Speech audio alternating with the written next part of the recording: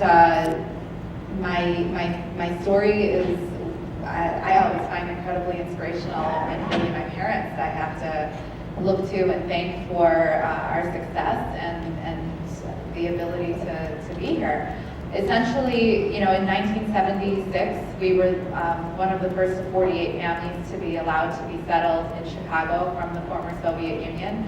My father had an entrepreneurial vision and dream, and he thought that in America he could achieve this dream.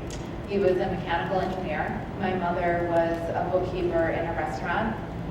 And when they settled here, we came with $116, settled in Rogers Park. An organization called Highest settled us and gave us vouchers for the first few weeks of life. My dad went to work, found a job as a draftsman in a company called E.J. Littell.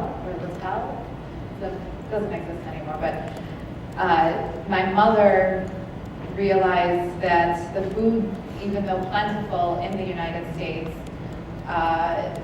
was completely different than her familiar Slavic cuisine and Russian cuisine. And at that time, there was sort of this exodus of refugees and immigrants from the Soviet Union. And so my mother decided, let me remind everyone, she learned English watching General Hospital and Dynasty. So this was a key part of the story.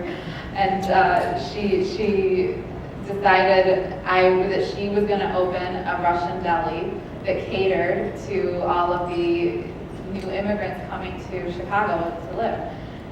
And Americans thought she was crazy. Everyone thought that they were crazy, but they did it. And she became an importer and distributor of Eastern European food stuff. She'd go to the deli in the morning, stay until 5. My dad would arrive from his day job, let her go. She'd come pick up the kids, and then he stayed until close. And that continued, and they went to Germany in 1985 for a food buying show. My dad walked into the grocery store, and he bought 3 bottles of kefir. And that is a staple. It's something that all individuals in Eastern Europe grow up on. It's like preventative, medicinal. It's a typical lunch during the Soviet era was a quart of kefir and a loaf of bread, and that you didn't need to see the doctor. There weren't money, but you didn't need to see the doctor. And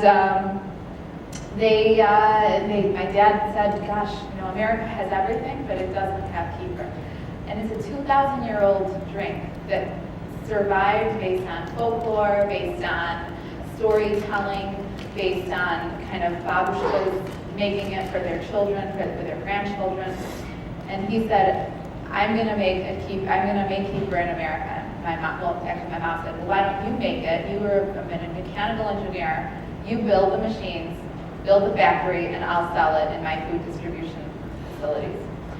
And 6 months later, they created and incorporated Lifeway Foods. That was in '86, so we're coming onto our 30th anniversary next year.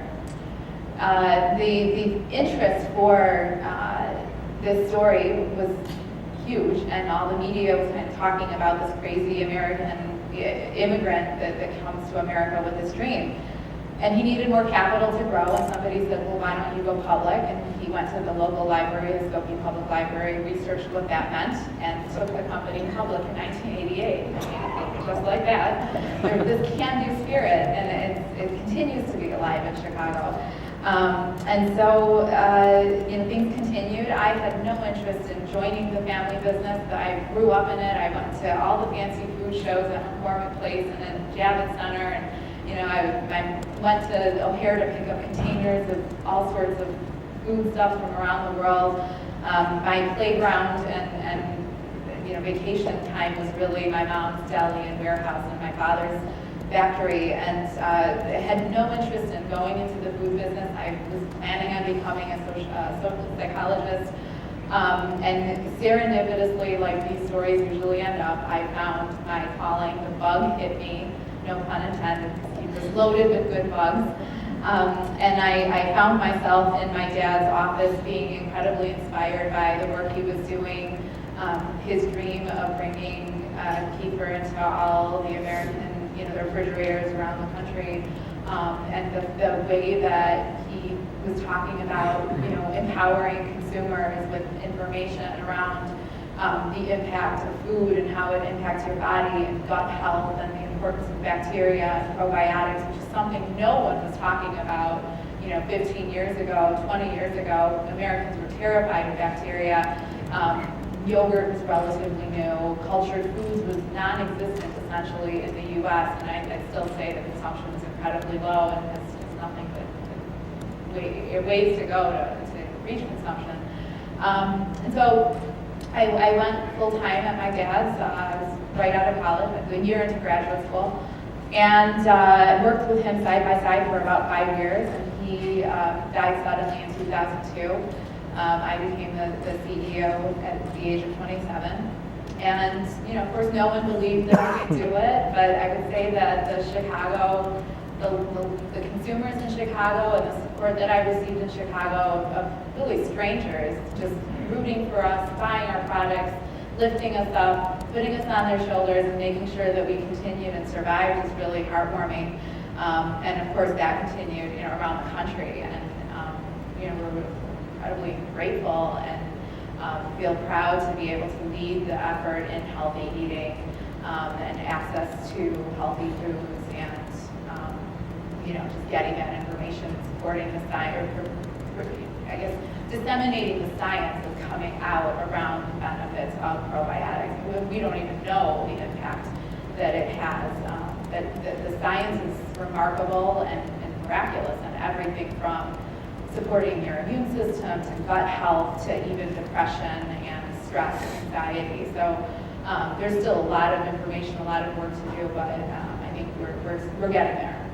So that's in a nutshell the story.